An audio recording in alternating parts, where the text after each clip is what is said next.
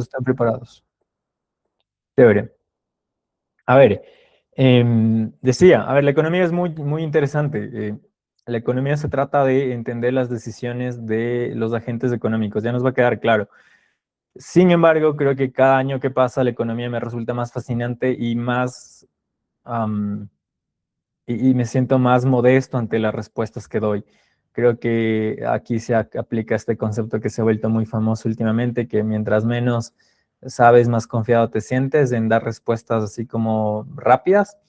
Y yo en el caso de mis estudios en economía, cada vez han sido como, cada vez siento que la complejidad es mayor y que las herramientas económicas me dan claridad, pero que tienen limitaciones que tengo que tener muy en cuenta. Entonces, nada, dicho eso, vamos a usar Economía de Acemoglu, Levinson y List. Es muy buen libro, me parece de los mejores libros para estudiar economía a nivel universitario. A mi gusto, después de, no he leído todos, pero de varios que he leído, me parece el mejor, honestamente. Acemoglu ganó el Nobel, Levinson es muy prestigioso, List también. Em, Todos son economistas prestigiosos, les recomiendo revisarlos, leerlos, etcétera. Bueno, nada, empecemos tal vez. A ver, quiero dejarles la idea de que la economía se trata de estudiar decisiones, ¿ya? Entonces, la economía es una forma de pensar las decisiones, ¿ya? ¿Qué significa? La economía moderna, a mi modo de ver, se trata de este enfoque, de entender las decisiones que se toman, ¿ya?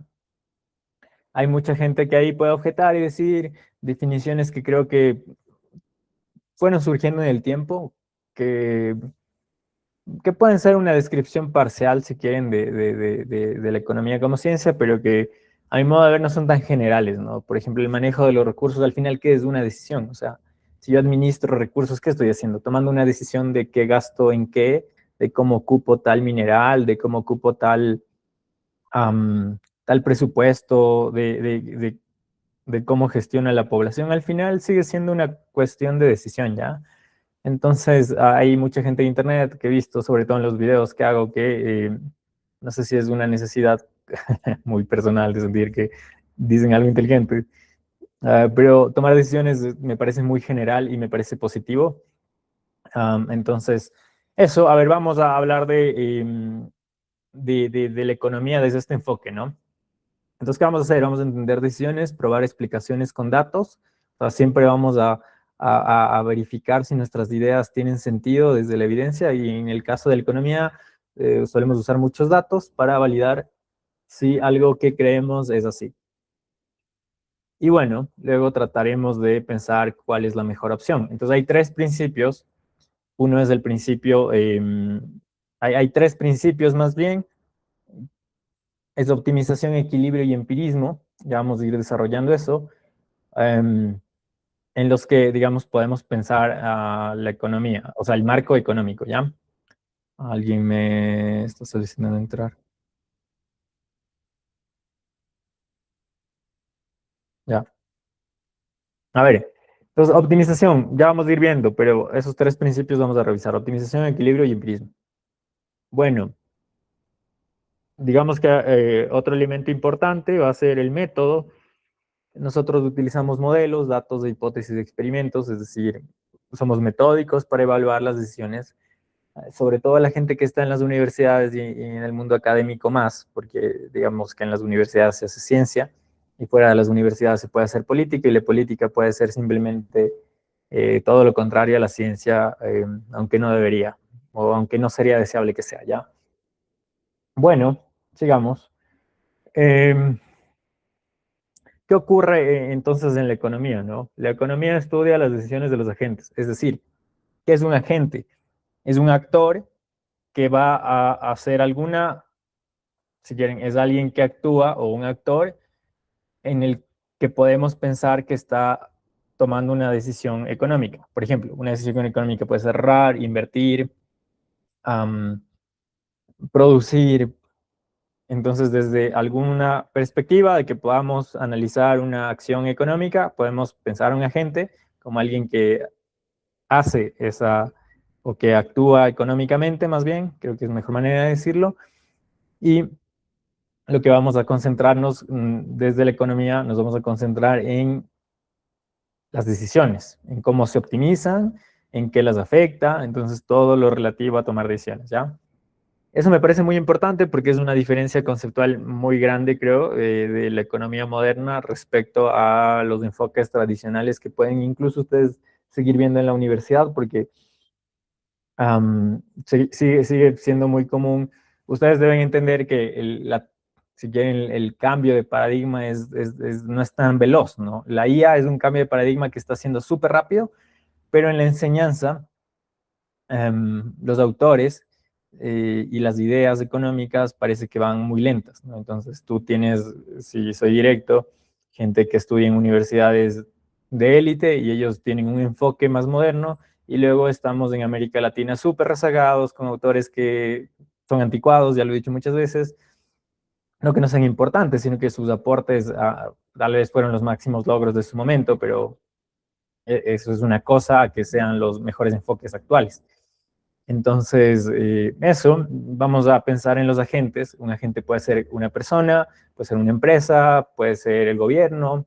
Entonces, un agente va a ser una entidad, si quieren, que actúa económicamente, ¿no es cierto? Invierte, produce, ahorra, um, trata de tomar una decisión conveniente en términos económicos para sí misma, para esta misma entidad.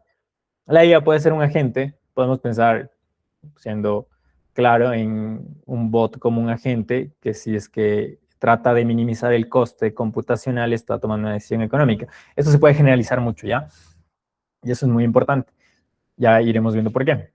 Bueno, entonces, ¿qué pasa? Tenemos agentes y decisiones y luego tenemos recursos y esto está enmarcado en una sociedad. Evidentemente hay un sistema en el que esos agentes coexisten y están relacionados. Es decir, todos vivimos en un país y que de alguna manera tiene unas reglas internas que nos hacen ser un país, ¿verdad? Es decir, Ecuador es un sistema, o sea, está compuesto por elementos, por personas que tienen relaciones, eso suena raro, entre ellos, es decir, que están vinculados de alguna manera por afinidad sanguínea, por educación, etcétera, pero hay varios vínculos que en ese conjunto de individuos si quieren, podemos pensarlo como un sistema de elementos, que son las personas que tienen relaciones bidireccionales, o sea, una persona con otra y viceversa, y así toda la red está conectada. Y digamos que es una manera de pensar a la sociedad, ahorita estoy simplificando bastante para fines, digamos, no sé si didácticos es la palabra, creo que sí, y que podamos ir como discutiendo estos conceptos, ¿ya? Eso. Bueno, a ver, quiero que vayamos conversando. Ustedes pueden escribir, igual pueden compartir sus opiniones. Em, Estos tres principios que decíamos son optimización, equilibrio y empirismo. Significa que desde la perspectiva de la optimización, estos agentes van a tratar de sacarle el máximo provecho o obtener el mayor beneficio de esas decisiones. Es decir, si yo estoy comprando algo, tal vez trate de reducir el precio para que sea conveniente mi presupuesto. Si estoy eligiendo pareja, estoy tomando una decisión económica, sí, puedo tratar de reducir el riesgo de salir finalmente lastimado, también es una decisión económica, si generalizas bastante. Y al final, ¿qué estoy haciendo? Es tratando de minimizar algo o de maximizar algo, ¿no? Tratar de vender más para que con más venta al mismo coste tenga más beneficios o reducir el coste de algo para que la diferencia entre el precio y el coste me dé mayor margen. Entonces, todo al final es una decisión de optimización, lo cual no significa que siempre seamos buenos optimizando. Es decir, no necesariamente siempre optimizamos idealmente. Entonces, esto es muy importante entenderlo porque nos va a permitir analizar desde varias perspectivas cuándo es que los agentes implicados no toman las decisiones que desde una perspectiva tradicional serían óptimas, ¿ya?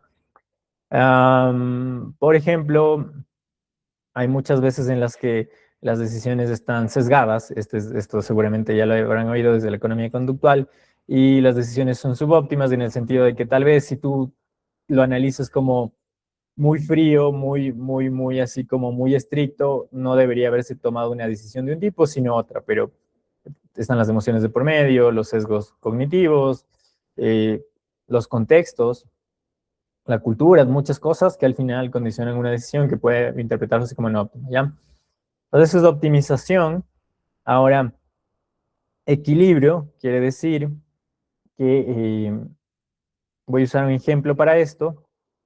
Equilibrio vendría a ser que, que pongas en cuando vamos al supermercado, en el súper, normalmente tratamos de optimizar el tiempo de espera, es decir, uno está en una fila y trata de ver que, que uno se demore menos, entonces trata de elegir la fila en donde el tiempo se minimice. Entonces está tratando de optimizar y el equilibrio se va a dar en ese sentido de que cada uno va a elegir una fila tratando de minimizar el tiempo de espera y las filas van a ocuparse por una cantidad de gente y eso va a ser el equilibrio, ¿ya? Luego en los mercados se puede traducir como cada uno va a intentar minimizar el precio que paga, las empresas van a tratar de maximizar las ventas que tienen, los márgenes que tienen, y vamos a encontrar un punto de equilibrio, o sea, o se va a dar el equilibrio cuando esas diferentes decisiones se alineen de alguna manera en una decisión óptima, ¿no? Como en un contexto óptimo, ¿ya? Hay críticas que se pueden hacer esto, claro, insisto, o sea, no siempre el óptimo o el equilibrio son los óptimos, si quieren. Eso ya es una cuestión que se analiza, pero primero hay que saber andar y tener una perspectiva económica suficientemente buena como para poder pensar los problemas. En fin, el empirismo. El empirismo se trata de contrastar ideas económicas con datos y explicar y predecir mejor. Ya, a ver, yo puedo tener una interpretación lógica de una situación y puedo creer que, no sé, esto es como muy común, ¿no? Yo puedo decirle a un amigo o a una amiga, oye, bajo ninguna lógica entiendo por qué sigues con esa persona, no te conviene. Chévere, eso no es lo que sucede. Entonces, usando ese ejemplo un poco no muy refinado, digamos, sucede lo mismo. Hay situaciones en las que uno puede o bien tener una idea de cómo deben ser las cosas y que simplemente no sean así. Uno puede pensar que el 100% de las personas no tienen, no sé, no son psicópatas, pero un porcentaje pequeño sí lo son. Al final el empirismo se trata de que hay situaciones observables que si están contradiciendo la especulación que tienes o la hipótesis que planteas, obviamente hay que reformular la hipótesis, ¿no? Es como que yo ahorita dijera, no, no es posible yo armara toda una hipótesis de que es imposible que la gente se organice en sectas. Y hago un razonamiento muy lógico desde la lógica formal y digo punto A, punto B, punto C, y resulta que en el mundo tal cual vivimos sí hay sectas. Entonces no puedo seguir siendo necio y pensando que ese hecho observable no debe dar la idea que yo tengo acerca de las decisiones que toman los agentes, de la forma en la que se comportan los equilibrios, etcétera, ¿no? Bueno, en fin, um, creo que aquí hay un asunto me permito decirlo, con mi objeción y mi criticidad, si quieren, al concepto de escuelas económicas, porque el empirismo es lo que al final le da solidez. Hay un feedback o una retroalimentación constante entre una hipótesis que planteo y la verificación empírica. Entonces yo puedo pensar lo que sea de una situación, pero si la realidad me dice lo contrario, tengo que formular un mejor marco teórico o una mejor interpretación de la realidad a obstinarme. Y eso es lo que no me gusta porque siento que la gente que tiene esa identidad de...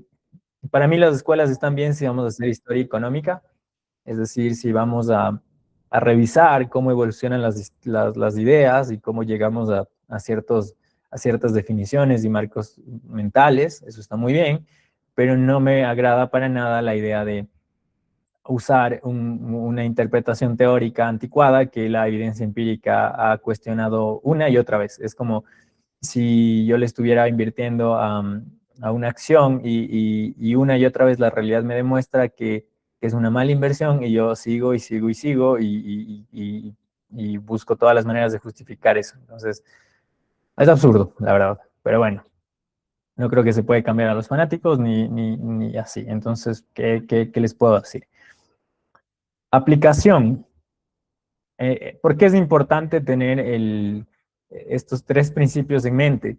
Porque estos tres principios en mente nos van a permitir interpretar al mundo de una manera que puede ser útil si es que tenemos un enfoque apropiado, que va a ser pensar en los costos y los incentivos, pensar en los beneficios y en la evidencia para interpretar, ¿no es cierto? Si vamos a tomar decisiones de tipo financieras, observar lo que nos dice, por ejemplo, el mercado; si vamos a tomar decisiones de tipo personal, observar qué nos dice las situaciones y las cosas que están sucediendo, y sobre eso tratar de optimizar, ¿ya?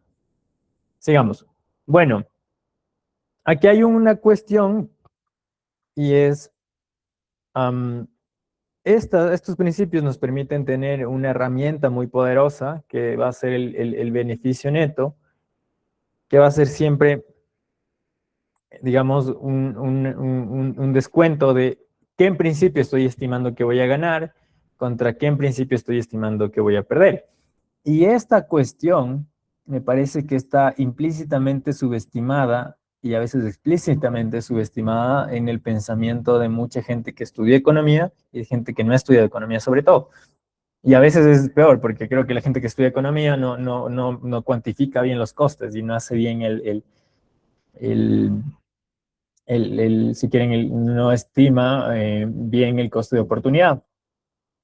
Me voy a explicar. Todo, aparentemente, en la vida parece ser un beneficio neto. Es decir, la cantidad de tiempo que le invierto a estudiar es cantidad de tiempo que no estoy invirtiendo a otra cosa. La cantidad de tiempo que invierto en hacer ejercicio es la cantidad de tiempo que no invierto en otra cosa. La cantidad de tiempo que paso por una persona, que gasto con una persona, que puede ser buena compañía o buena mala compañía, es la cantidad de tiempo que no invierto en otra cosa. Entonces, todo, en términos interpretables, me parece a mí, Michael, esto ya es mi opinión, es un asunto de costes.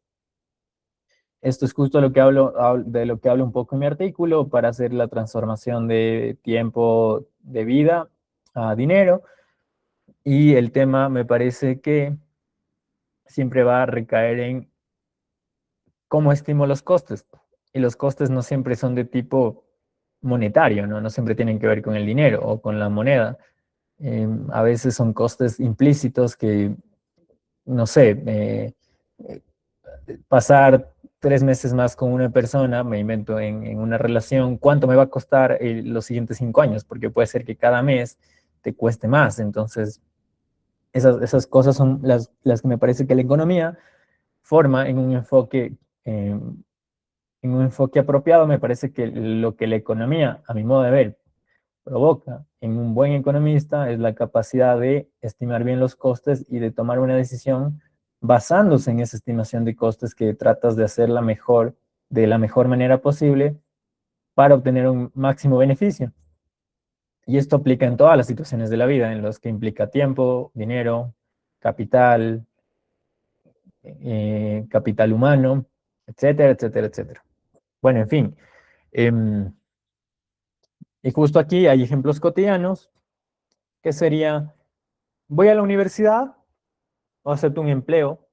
Eso no es muy común en América Latina, no es como que vas a tener, no es como que hay mucho trabajo, pero puede darse la situación de tal vez tengo un empleo poco cualificado, con un bajo salario, voy a la universidad.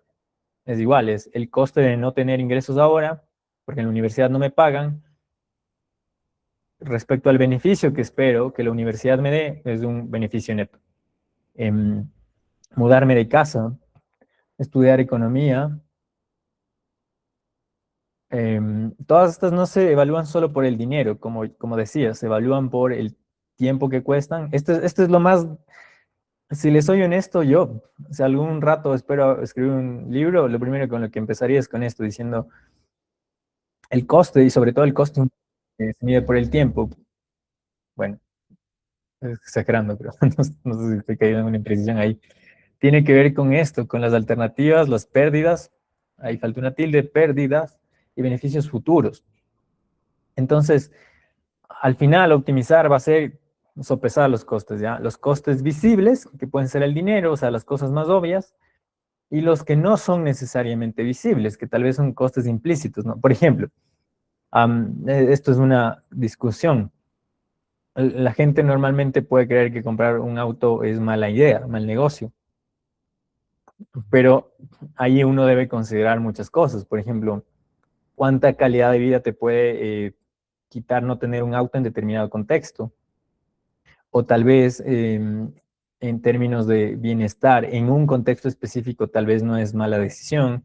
Igual tener un trabajo, si tienes un trabajo con un sueldo alto, pero el ambiente laboral es tóxico, cada hora extra de estrés o todo ese tiempito que acumulas en una mala sensación, al final es como el equivalente a una cantidad de dólares que estás descontando de lo que tú esperas ganar. Entonces, como ya ha hablado un poco de esto y esto es como si vos vas a subir de salario, pero al subir de salario te vas a quedar con menos tiempo, uno debe calcular eso y decir, si yo cojo el salario, el incremento salarial, o sea, tomo el salario con el incremento más bien y le descuento la cantidad de horas que voy a trabajar más y también le resto la calidad de vida que pierdo, puedo terminar ganando menos de lo que ganaba antes y eso hay que tenerlo en cuenta. Y eso no me parece nada obvio.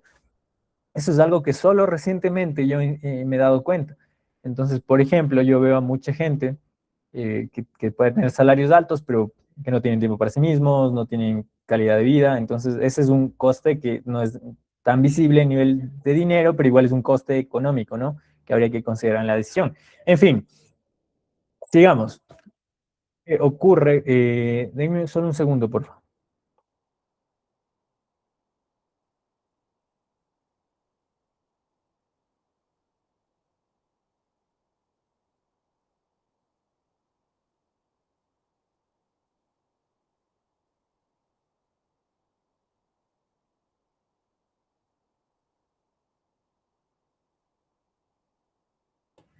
Bueno, sigamos, chévere. A ver, entonces, una idea clave hasta aquí recapitulando. Creo que la lección más importante que puede dar la economía, a mi opinión, ahorita, es el coste de oportunidad es la lección más importante que me parece que la economía da. Si me tuviera que quedar con una sola idea, es el coste de oportunidad. Es la idea de que siempre cambio una cosa por la otra y de que ese cambio implica también estimar los costes y los beneficios y que esos costes y beneficios se hacen para tratar de maximizar la si quieren, la satisfacción de la elección que hago. Una elección puede ser invertir en algo, puede ser elegir eh, a alguien para seguir el resto de tu vida, etcétera, etcétera, etcétera. Esa es una lección clave recapitulando ya. Ahora, bueno, um, la economía es un poco diferente de otras ciencias. Eh, Aquí voy a hablar de esto, voy a volver aquí. ¿Ya? Aquí, al método. La economía es una ciencia por esto, porque utiliza modelos. Yo creo que Internet está plagado de estupidez a veces, siendo directos. Y un modelo normalmente se suele expresar matemáticamente en nuestro caso, necesita datos bajo hipótesis que luego con experimentos o con análisis rigurosos de los datos me permitan decir si ese modelo es útil. Cuando no es útil, construye uno mejor, ¿no? Pero el problema es que mucha gente, que no entiendo por qué, tal vez porque no ha leído más bien y porque aparte tiene una actitud muy sesgada, creo, o sea, sesgada a nivel cognitivo, de sesgos cognitivos, em, piensa que la ciencia es solo como la física. Y sí es, pero la ciencia tiene método, tiene metodología, tiene enfoque, tiene una manera de plantear una hipótesis y decir, yo creo que esto pasa en la realidad, planteo un modelo para interpretar esa realidad y luego observo si la realidad se alinea con lo que estoy interpretando o describiendo, si quieren, y puedo hasta servirme de experimentos, de análisis estadísticos, etcétera, para verificar si es que la explicación tiene sentido. Ya, entonces en ese sentido, me permito aclarar eso, porque me parece una ignorancia absoluta decir que la economía no es una ciencia y no entiendo por qué hay un discurso, sobre todo de la gente más limitada a nivel intelectual, voy a ser directo, de decir que la economía es una ciencia social como si eso fuera negativo. No tiene nada de negativo que la economía sea una ciencia social. La economía, insisto, está tratando de estudiar las decisiones de los agentes que viven en un sistema. Hay un libro que leí hace mucho tiempo que era El universo en una cáscara de nuez, si no estoy mal, de Stephen Hawking. No me acuerdo si era El universo en una cáscara de nuez, creo que ese es otro. Hay un libro en donde Hawking empieza su primer capítulo con modelos. Y ahí justamente dice que una limitación de las ciencias sociales a nivel de hacer investigación es que hay muchas variables que no estás incluyendo si quieres, en la modelización y no puedes capturar toda esa diversidad. Y en ese sentido, las ciencias exactas no es que sean más fáciles, sino que tienen esa ventaja de que hay un mayor control experimental. Y en nuestro caso, hay tantas variables que no, bueno, antes, no sé ahora, antes de los métodos de modelizaje que ahora tenemos, como el Machine Learning, que puedes incluir miles de, bueno, sí, podrías miles de variables, miles de columnas, miles de filas, con el paradigma del Big Data. Antes, chuta, cómo cuantificabas cada cuestión humana y luego tratabas de incluirla en eso. A veces también hay que simplificar, no necesitas todos los detalles, ¿no? Entonces, bueno, ahora hay otro problema que es más grave aún que eso, porque esa discusión creo que se queda en las universidades y en los eventos académicos. Creo que la gente que está en el mundo académico, y me incluyo porque sí considero que estoy en el mundo académico, um, es, nosotros podemos tener muy clara la idea de por qué la economía es una ciencia y podemos estar en un mundo abstracto, si quieren, en un mundo riguroso y metódico y científico, pero eso no es lo común. O sea, la gente que está en las universidades de élite y prestigio, que pueden ser científicos del más alto nivel, no son la mayoría de la gente. Y eso implica cosas muy, um, desde una manera, diría, interesantes, pero no sé si interesantes para bien.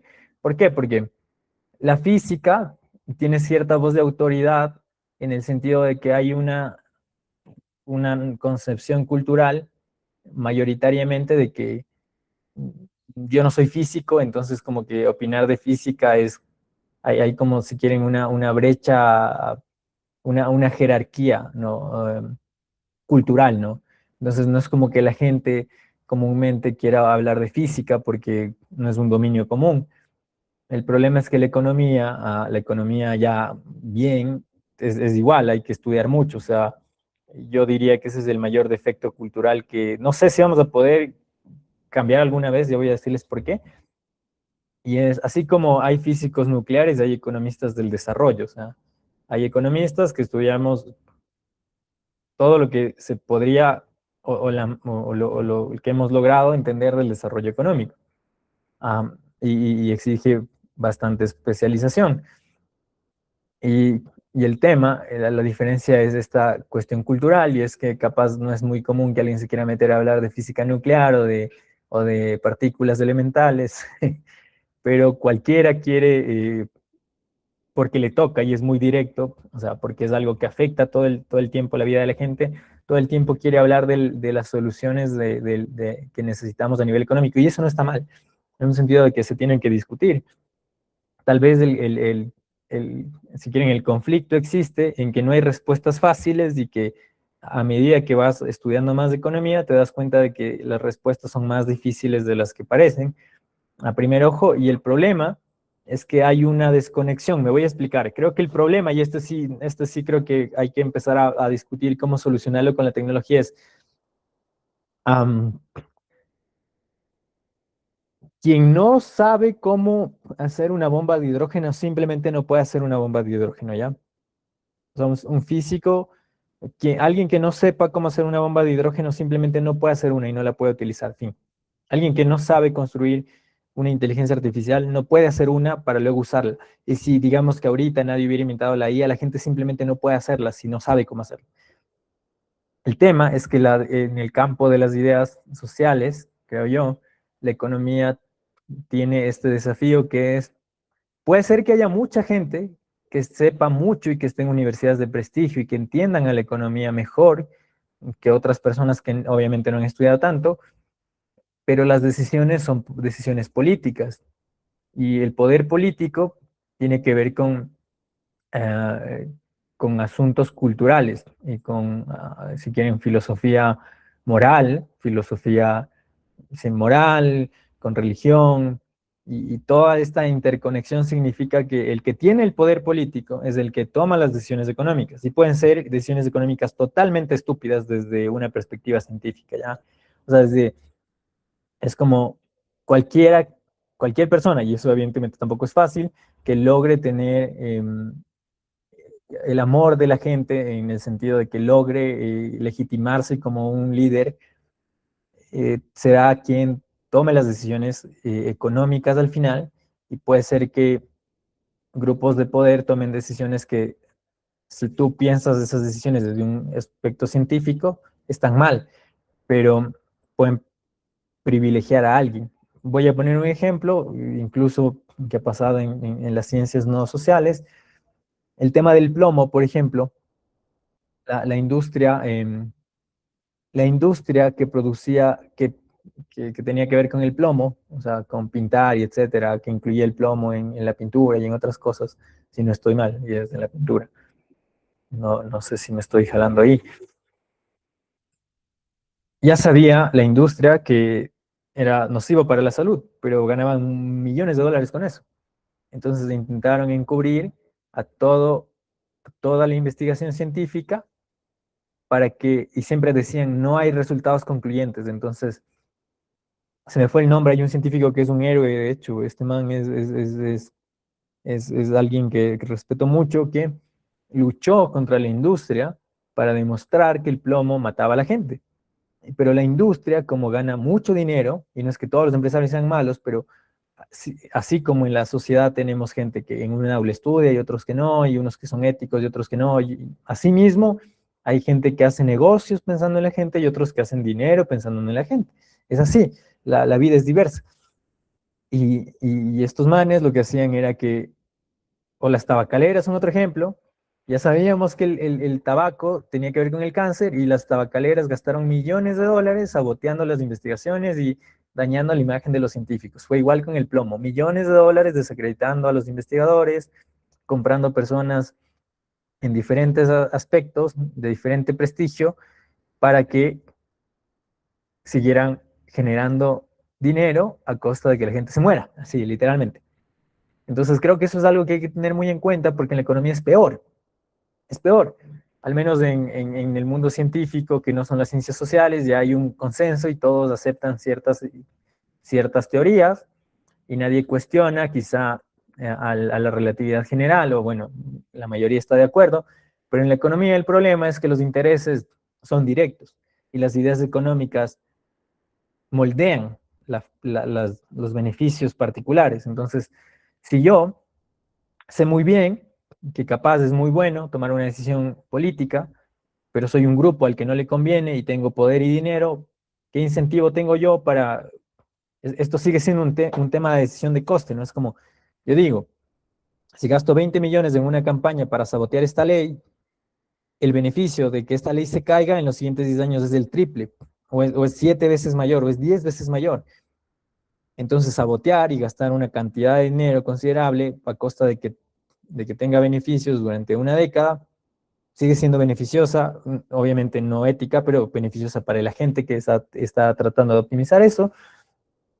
Y ahí vienen los problemas, porque toda América Latina, si me preguntan, y no me están preguntando, es, vive en esa constante pelea, ¿ya?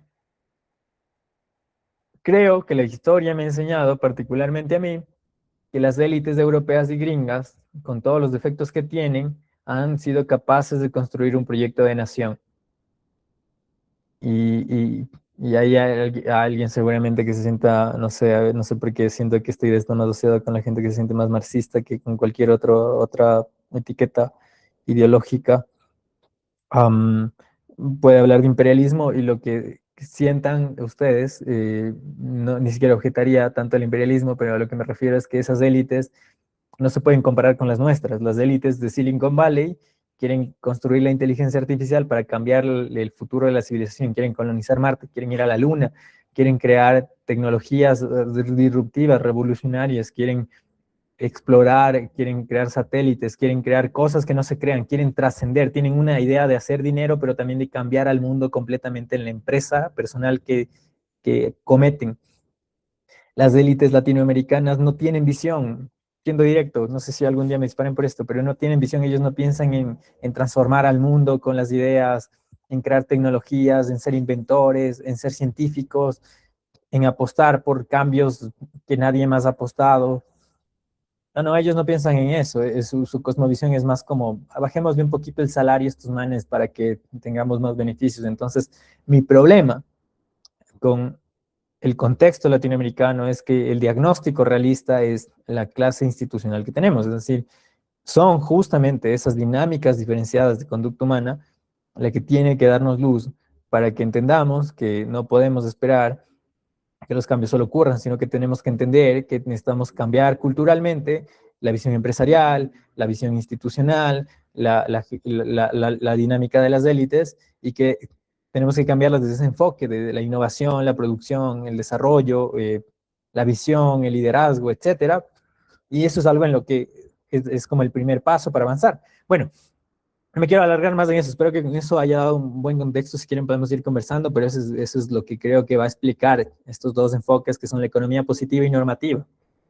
La economía positiva tiene ese título porque, digamos que los positivistas eran gente que en su momento fue empezando a pensar que necesitabas evidencia, ¿ya? Es respaldarte en hechos y en evidencia.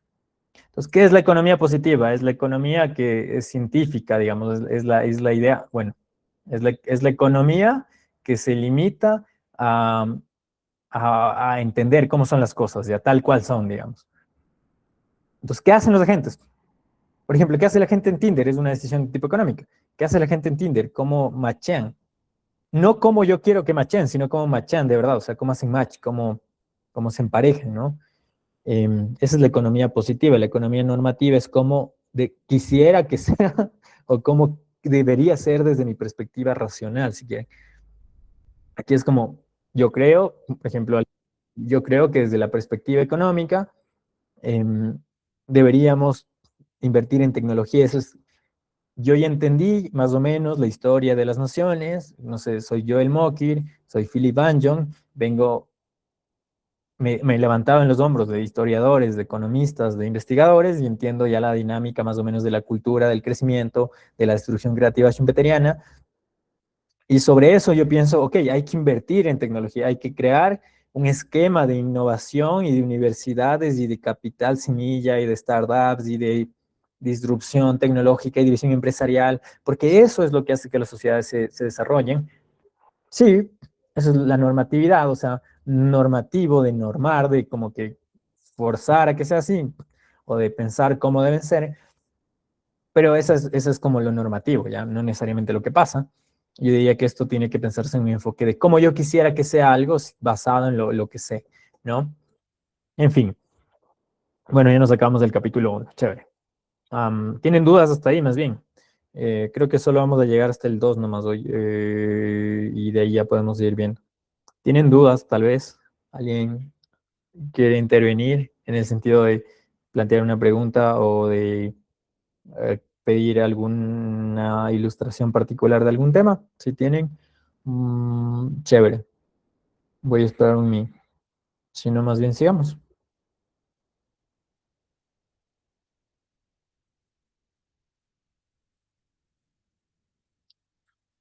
Creo que no. Chévere, sigamos. Eso, a ver, hasta ahí, quizá lo que quiero recapitular es que esa es la economía de verdad. La economía de verdad es un constante conflicto entre lo que la ciencia me dice que es el mundo y lo que el mundo es. Esa es mi opinión y a la conclusión a la que llego ahorita, a la que he llegado estos años, es la economía como ciencia es una cosa, la economía como acción es otra cosa. La economía científica está en las universidades, está en Harvard, en el MIT, en Princeton, en Cambridge, en donde quiera, ahí en las élites, en donde están los científicos, los innovadores, donde está la gente brillante, los genios, ahí está la economía científica y en el esquema científico ahí está. Fuera de eso, la economía está instrumentalizándose en el poder político y el político tal vez, no, el político no tal vez, el político hoy es ajeno al esquema científico. Entonces hay que tener claro eso porque para mí yo puedo entender como Michael, por ejemplo, si les doy una opinión personal, cómo es la economía de verdad, pero no puedo pensar que que sería, que tiene sentido discutir con alguien de una escuela X que no lee lo suficiente, que no estudia lo suficiente, que no se forma lo suficiente y tratar de entenderme en términos científicos con alguien que no tiene nada que ver con el mundo científico. Es como, no sé hasta qué punto es productivo. O sea, a ver, es productivo en el sentido de que, por ejemplo, cuando Javier Santolaya y los divulgadores, por ejemplo, como Quantum Fracture, el Crespo, se sienten con terraplanistas, sí, porque hay mucha gente que escuchando les informa y tiene un criterio más enriquecido, no porque vayan a cambiar a un terraplanista y el terraplanista vaya a aceptar. En la economía es igual, hay gente que no va a aceptar nunca los hechos y no tiene sentido ver oportuno, creo yo, a mí me parece que es un error moderno, es perder el tiempo en discusiones sin valor, sino más bien lo que hay que hacer es las nuevas ideas, hay que decirles a la gente, capaz, por ejemplo, yo les diría, yo actualmente comparto mucho esa perspectiva de muchos científicos, hay una entrevista que me vi recién, hay un director déjenme, les voy a decir el nombre si les recomiendo ver esta entrevista. Tiene una en BBVA, ya me vi, y me vi una en un canal que solo he visto dos charlas, pero es chévere. A ver, déjenme les digo el nombre porque esta entrevista sí me gustó un montón. Es muy valiosa, la verdad, ver esta entrevista. Se llama, um, ¿dónde estás? Claves para entender la física. No, no, olvídalo. Chucha, en un segundo. ¿Dónde estás, bro? Más arribita creo que estás.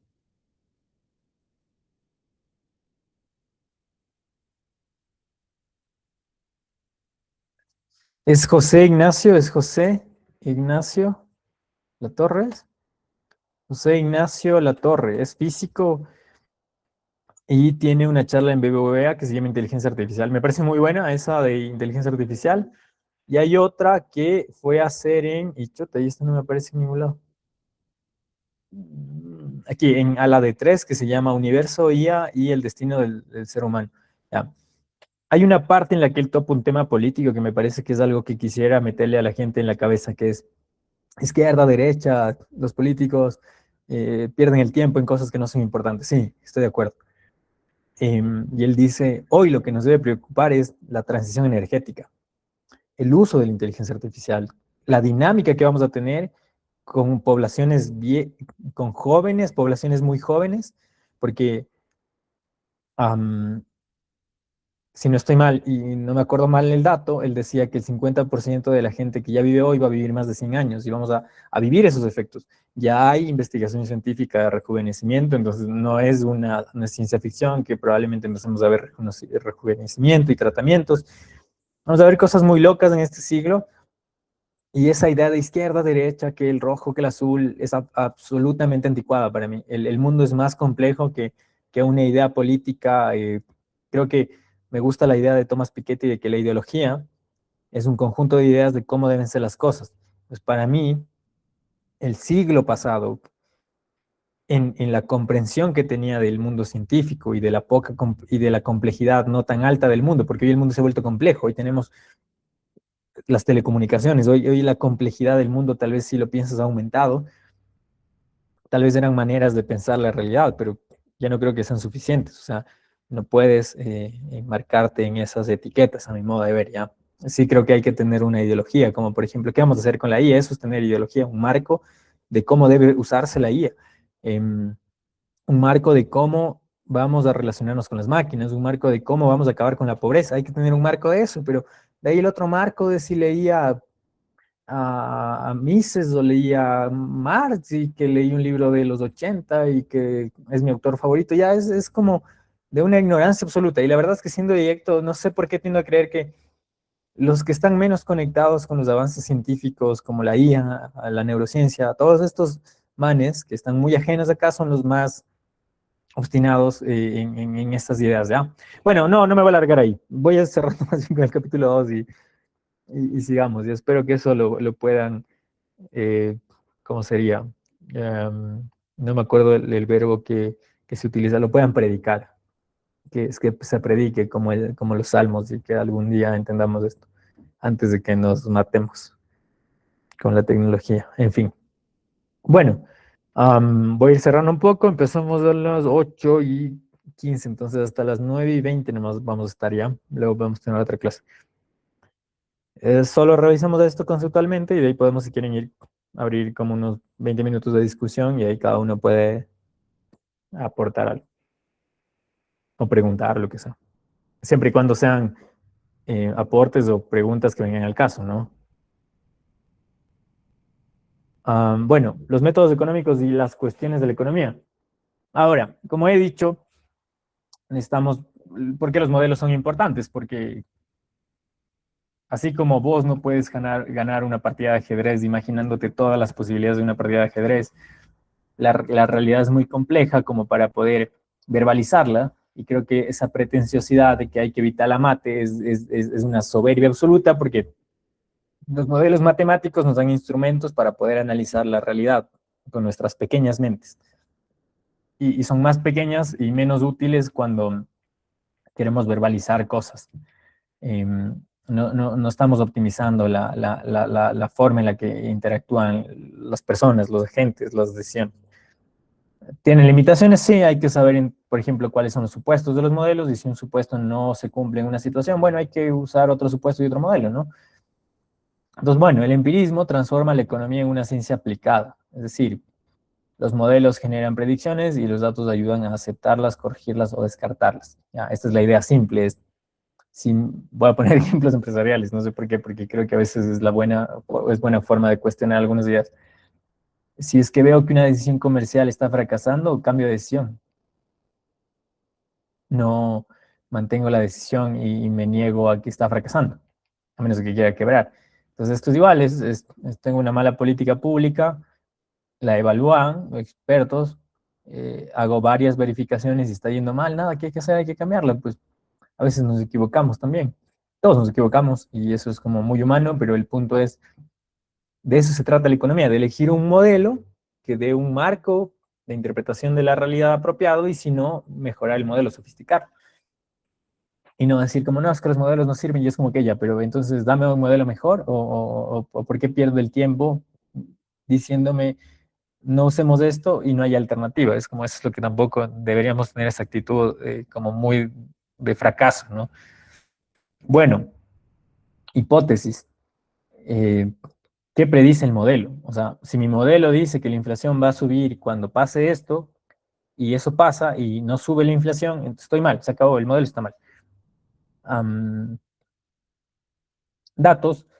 eh, Necesito información, observaciones, y eso normalmente son datos, registros, medidas, indicadores, etcétera. O sea, necesito poder cuantificar para luego evaluar.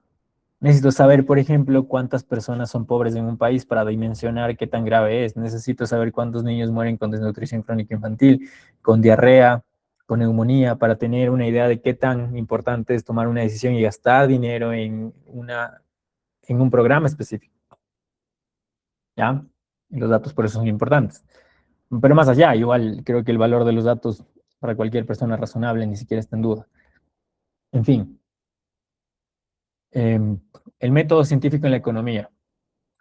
Um, Esto es algo que solo les sugiero discutir con alguien razonable. No creo que tenga sentido hablar con alguien que no entiende lo que es la ciencia. Insisto, ¿qué sentido tiene? Aparte, está bien, tiene mucho sentido, si soy un divulgador, sentarme con terraplanistas para que los jóvenes que están buscando una dirección me entiendan. Pero no tiene sentido que yo me queme hablando con cada terraplanista desquiciado en la calle que encuentre, tratando de convencerlo. A mi modo de ver, hay cosas que simplemente no valen la pena. Entonces, el método científico en la economía, ¿qué es? Construir modelos, probar con datos y revisar si el modelo explica. Ese es el método científico en la economía. construye un modelo, que es una simplificación. Mayormente va a ser un modelo matemático, pero no necesariamente tiene que ser matemático, aunque que se matematice en realidad es positivo porque nos permite identificar claramente los supuestos y claramente las implicaciones, uh, y probar con datos, si es que tiene sentido. Entonces, clave pedagógica, un modelo no necesita copiar toda la realidad, necesita ser útil para explicar, predecir o decir. Es decir, las curvas de oferta y demanda resumen muy bien la mayoría de los casos en los que ante mucha oferta, hay mucha oferta y poca demanda, hay bajos precios, ¿no es cierto? Esta idea de las curvas, que son elementos gráficos, que son matemáticas, que son objetos matemáticos, nos permiten entender en diferentes mercados sin ponerme a analizar cada mercado, que si yo voy a una industria, que si voy a un sector, dada esta situación, probablemente los precios sean así. ¿Ya? Entonces ese es el método científico, con esto voy a cerrar, es construir modelos, probarlos con los datos y revisar y corregir si es que no se está cumpliendo. En fin, vamos a quedarnos ahí. Tal vez en la otra clase sigamos con correlación implica causalidad y con optimización, escoger las mejores opciones. De momento me quiero quedar hasta ahí. Eso, si tienen alguna duda, más bien sería buena que la expresen. Si no, creo que por hoy es suficiente. Creo que lo clave de hoy sería la economía se trata de coste de oportunidad, ¿ya? Del estudio de las decisiones que de alguna manera están muy relacionadas con el coste de oportunidad. Nada, más bien les agradezco haber asistido a la clase. Si tienen alguna pregunta o algo que quieran discutir, podemos tomarnos 20 minutos. Igual lo pueden escribir, no hay lío, si quieren pueden usar el micrófono, pero bueno, eso sería, eso sería lo que les puedo decir hoy de la economía. Me parece un oficio y un campo científico muy interesante y más allá me parece como un estadio de lucha muy fuerte en donde uno tiene que entrar a tratar de colocar ideas que la gente de alguna manera tenga más presentes para tomar mejores decisiones, pero es muy difícil porque hay muchas ideas que son más fáciles cognitivamente, entonces a veces el cerebro es como que quiere la respuesta más. Normalmente la respuesta más simple también tiende a ser la correcta, pero no siempre, y a veces como que quieres la respuesta más fácil, que no es la más simple, que explica mal las cosas, pero no quieres hacer el esfuerzo cognitivo de tener la respuesta más difícil. Entonces, eso creo que es ya por defecto, que es como de humano, pero bueno, a ver, vamos leyéndoles ya. Y vamos discutiendo si quieren.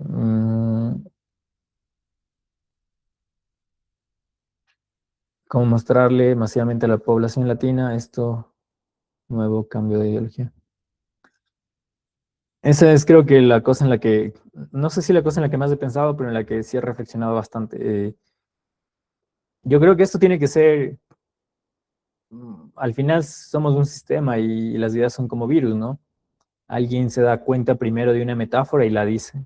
Por ejemplo, yo, si soy honesto, creo que la vida de cierta manera tiene sentido entre muchas otras cosas por resistirse solo a existir y una parte de resistirse solo a existir, en mi caso, trato de pensar en una buena manera contagiosa, la idea sea lo suficientemente um, comprensible para que algunas cosas que creamos ya no tengan sentido. Por ejemplo, creo que esta idea a mí la idea que más me parece que se tiene que cuestionar es la idea de que empresario bueno, porque es implícita, ¿cachan? O sea, nadie la quiere admitir, pero es como hay toda una polarización entre una ideología política y la otra, que ya insisto que ni siquiera comparto, en donde es como empresario malo o empresario bueno y solo hay dos opciones, no hay como, no pueden coexistir simultáneamente, que algunos son buenos, que algunos son malos, que algunos hacen negocios y otros no, otros hacen negocios beneficiando socialmente y otros no, etcétera.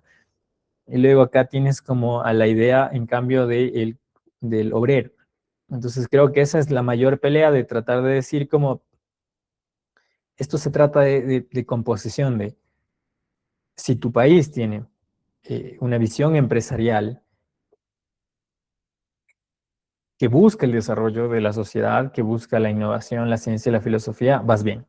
Si no, hay algo mal con la gente que tiene el poder y hay que cambiar esa dinámica. Entonces, eso en mi caso, mi problema con América Latina es que tenemos que cuestionar la clase de gente que tiene el poder. Eso es lo que hay que empezar haciendo. Hay que decir, oye, ¿qué hacen los empresarios? ¿En qué invierten? ¿Y qué hago yo también individualmente? Entonces creo que esa es la mayoría que hay que cuestionar, como la composición, como primero identificar la composición. Nuestras élites, ¿qué son? ¿Son élites como las de Silicon Valley? Obviamente no. Yo, por ejemplo, quisiera cuestionar esa primera idea socialmente como no tienes empresarios como los de Silicon Valley. No son así. Y ese es un primer elemento que uno tiene que tener en cuenta como para decir, ok, algo no debe ser óptimo en esta situación para que no hayamos logrado esos esquemas científicos ni tecnológicos. Eso, de ahí lo que creo es que hay que divulgar, en mi opinión personal. O sea, la gente que sabe estas cosas debe estar en TikTok, en lives, en redes sociales, en internet. Eso, creo que no hay que ser pasivos y hay que ser más activos. Hay que, o sea, yo sí entraría en un debate con alguna gente que creo que dice huevadas, si tienen mucha audiencia, porque siento que no se puede evitar, ¿no? Eso creo que es lo que hay que hacer. Hay que hablar de esto en todos los lugares que podamos. Mientras más rápido se contagia la gente con ideas nuevas, más rápido las ideas viejas dejan de tener sentido, ¿no? Y cosa que no siempre es rápida, porque ustedes piensan, por ejemplo, en la teoría de la evolución de Darwin. O sea, para llegar a eso, hubo full gente que hasta se murió defendiendo la idea darwinista que aún no se publicó, como digamos, en el compendio que Darwin armó y lo sacó. Hay una historia, resume bien Todd Kaizen en su libro El arte de llevar la contraria, me parece que es muy buen resumen de más o menos los riesgos y todo de llevar la contraria. Pero creo que vivimos tiempos únicos en donde las internet y las redes sociales y la interconexión nos permiten hacer que una idea no sea local. Entonces, por ejemplo, yo siento que a mí me está permitiendo hablar con gente en diferentes países y que eso no lo habría podido hacer yo antes de redes sociales. O sea, antes de redes sociales yo por más, voy a dejarla más de un lado, por más brillante que sea, no habría podido llegar a nadie en América Latina que no sean mi círculo pequeño de Ecuador. Eso, vamos con la otra pregunta. Gustavo Pardo, ¿qué especializaciones de la economía consideras más importantes o prudentes en la actualidad? No sé, o sea, depende, eso depende desde el enfoque. Para nivel individual, no sé, a nivel de urgencia, de así de que necesitamos acción económica, de cómo definir una ideología, creo que hoy necesitamos la economía que tiene que ver con la IA, con la energía, la economía de la energía, la economía de la IA, la economía de la automatización, eh, la economía del blockchain. Todas estas cosas creo que son como las más clave. Ajá. Digamos, no hablando a nivel individual. Juana Valentina López Cortés. Perdón, solo me dio risa porque leí todo tu nombre así. Solo debí decir Juan, pero ya nada.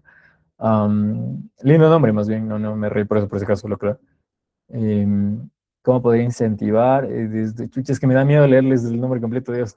No sé por qué digo Gabriela Armijo, solo Gaby.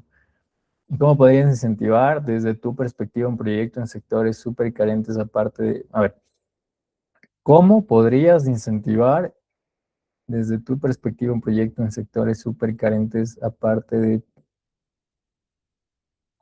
Mm, Es que ese es el tema que con todo lo que he estudiado he llegado a la conclusión de que, mira, por ejemplo, hay una idea, a todos se les puede llegar a ocurrir que es buena idea llegar a regalar dinero, pero eso ya se ha probado en África, por ejemplo, en donde se han hecho donaciones cuantiosas y no hay efectos, ¿no? Esa es una cosa que es válida que uno piense, decir como por qué simplemente no inyectamos dinero, pero ya hemos visto muchos casos en donde el dinero se inyecta y no se mejoran las cosas porque tal vez la forma de los agentes es que los agentes tienen que tener un sentido personal también. O sea, a mí me parece que los agentes sí se dignifican a través del trabajo, cosa que hay que repensar porque la inteligencia artificial tal vez... Hay un libro que también le recomiendo, 21 lecciones para el siglo XXI del Yuval Noah Harari. Existe y se está hablando de la posibilidad de que simplemente dejemos de tener que trabajar y de que tengamos salarios básicos universales futuramente con esto de la IA. No es del todo descabellado, pero no es necesariamente lo que vaya a pasar. Eh, entonces, claro, puede haber una discusión de en qué nos vamos a ocupar y qué le va a dar sentido a nuestras vidas y eso, ¿ya? Pero el problema es ese, es decir, tú tienes que darles trabajo, pero no darles trabajo de forma artificial. Hay que hacer que las empresas produzcan más y que contraten más. Entonces, no puedes ser artificial en eso. O sea, no puedes, ni siquiera quiero decir salarios, no puedes forzar la expansión salarial o la expansión laboral, más bien, si es artificial, si no está conectada a todo el sistema, porque al final una parte que produce por algo, produce porque algo es, se vende más, es más innovador, es más socialmente constructivo. Entonces no puedes ser artificial en eso. Entonces yo creo que la mayor necesidad de América Latina es el empleo, y el empleo tiene que ver con la industria, y en secuencia causal es el empleo tiene que ver con la industria, y la industria tiene que ver con la clase de visión empresarial que tenemos, y esa visión empresarial está inevitablemente formada por las élites. Entonces pienso que um, una medida urgente es golpear fuertemente la visión empresarial, y creo que debemos empezar a hablar seriamente de políticas de institucionalización de visión empresarial. A mí me gusta, por ejemplo, el enfoque de Kim Collins de líder nivel 5. Entonces hay que hablar como de cómo debería tener el empresario un compromiso social, y cómo debe ser un innovador, y cómo es la cultura en sí misma de la visión empresarial, porque al final ellos son los que gestionan, o sea, los que controlan las cosas que luego van en un ciclo hasta el empleo, ¿no? Entonces, yo diría que el empleo. Entonces, creo que lo que debería hacer el gobierno preferiblemente es ser totalmente intolerante con la corrupción y la delincuencia y la maldad humana, y debería luego ser totalmente agresivo con la inversión en o sea, primero creo que, o sea, si me preguntan la secuencia sería como, primero tengo que ser totalmente intolerante con el crimen, luego tengo que ser, la corrupción es crimen, luego que tengo que hacer es cohesionar esfuerzos empresariales. Es decir, yo sí pienso que el presidente debería identificar a cada empresario con una visión auténticamente valiosa de la sociedad. Es decir, el presidente sí debería estar alineado con todos los empresarios de su nación, que realmente son empresarios que uno puede admirar. Es decir, debería estar, eso es lo que no me gusta del discurso político, porque el presidente para mí debería ser alguien que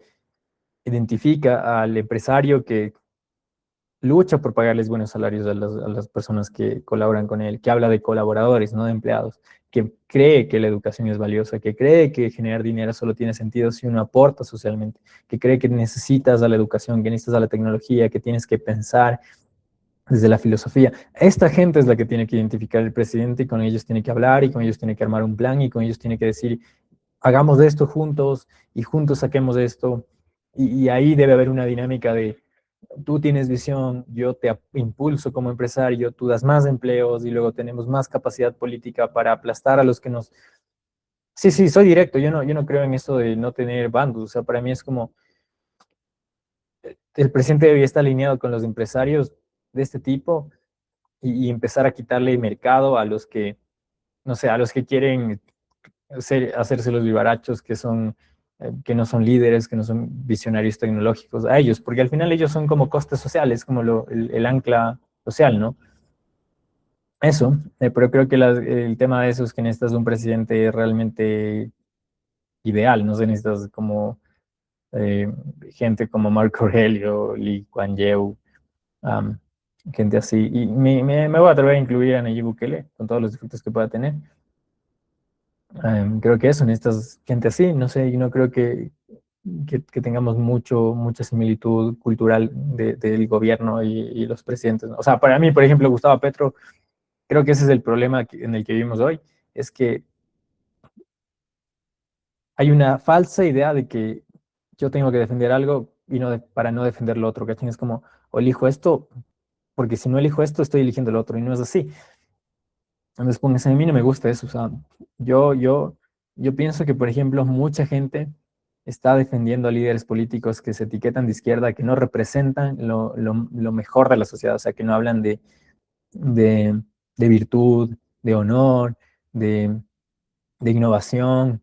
O sea, no hablan de cosas que son valores humanos muy importantes para avanzar y que representan cosas puta que yo digo, ¿cómo podemos, no sé en qué momento nos hemos vuelto tan densos de dicotomizar todo y de creer que, por ejemplo, una man de OnlyFans puede ser congresista o que, o sea, cosas así que yo de verdad digo, puta, o sea, no me puedes venir a decir que eso lo deberíamos aceptar, ¿cachan? Entonces, para mí, no sé, o sea, si la derecha es mala, y no me gusta y veo, y veo a la historia de América Latina comandada por gente que se etiquetaba de derecha, que ha hecho cosas que no han servido para el desarrollarnos y a nivel moral han sido cuestionables.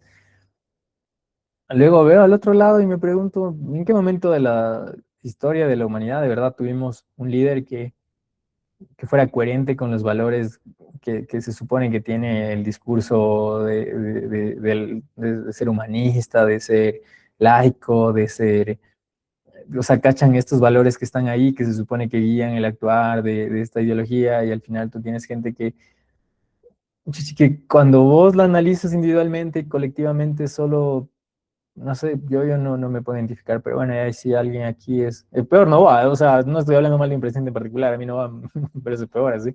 Pero ese es el punto, siento que no hay figuras políticas que sean buenas, que sean deseables, ¿no? Eso, a ver, vamos respondiendo para irme yendo, jeje. Gabriel Armijos dice, la verdad, uno tiene que elegir bien a qué política empresaria arrimarse, es como elegir marido. Chucha, puede elegir un hombre con dinero, pero sin valores, sí, de acuerdo. Es muy buen ejemplo, de hecho. Creo que es un ejemplo muy bueno, sobre todo para a nivel gráfico, para las chicas, oiga. No sé, para los hombres también creo, es como elegir mala esposa. Ajá. Sí, sí, no, eso es buen ejemplo, es buen ejemplo. Puedo elegir, pero puedo conseguir un hombre con metas, de acuerdo, pero tristemente la población vulnerable cree que apoyando al político rico va a salir de la pobreza. Sí, yo creo que la población vulnerable no tiene opciones, pero eso no es excusa, siendo que a veces digo, con esto cierro. Es, tal vez alguien en extrema pobreza no tenga tiempo para pensar ni leer, pero esta parte de la distribución de la población que tiene acceso a educación superior, ellos sí tienen la obligación y la responsabilidad moral con la nación de pensar y cuestionar y de, más allá de cuestionar, de actuar. Es como toda la gente que haya podido ir a una universidad, que haya podido estudiar un posgrado, toda esa gente debería ser no un filósofo cobarde que está en una universidad hablando para cuatro o cinco personas, sino debe ser alguien, un filósofo que está en TikTok y que habla para la gente.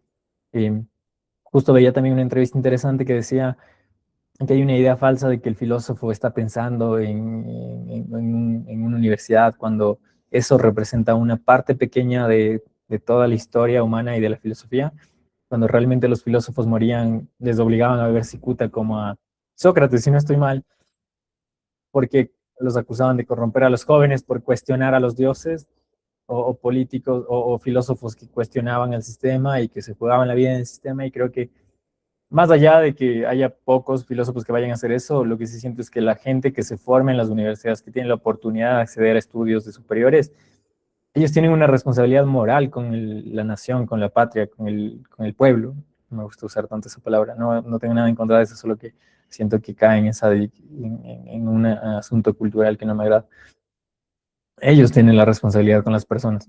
Y creo que lo que me molesta de América Latina, y con esto me despido, es que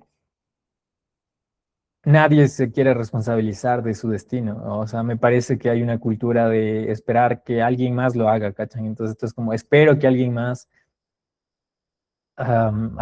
sea íntegro, espero que alguien más ponga la primera piedra y tal vez la forma en la que hay que avanzar es siempre ser el que camina primero, el que da el primer paso y tener esa idea de que uno tiene que empezar el cambio, que uno tiene que expresar el cambio, que uno tiene que con el ejemplo ser el cambio y que si América Latina no tiene prosperidad es porque como somos no nos ha permitido tenerla y hay que ser diferentes. Entonces eso es lo que no me gusta del discurso latino, no digo que los europeos sean mejores porque no lo creo la verdad, pero me refiero a hay que avanzar respecto a la autoconcepción y decir, nosotros también podemos hacer cosas como históricas, también podemos ser líderes trascendentes, científicos, inventores. Y es curiosa que Con esto cierro, hay una historia que ha mermado la autoconfianza, la confianza interpersonal de nuestros pueblos, voy a decirlo ahora sí. Creo que la confianza interpersonal de las naciones de América Latina ha sido mermada por la historia de la colonización, por la colonización, siendo directos, y durante años hemos tenido baja autoconfianza que ha llevado a una baja autoestima que nos ha llevado a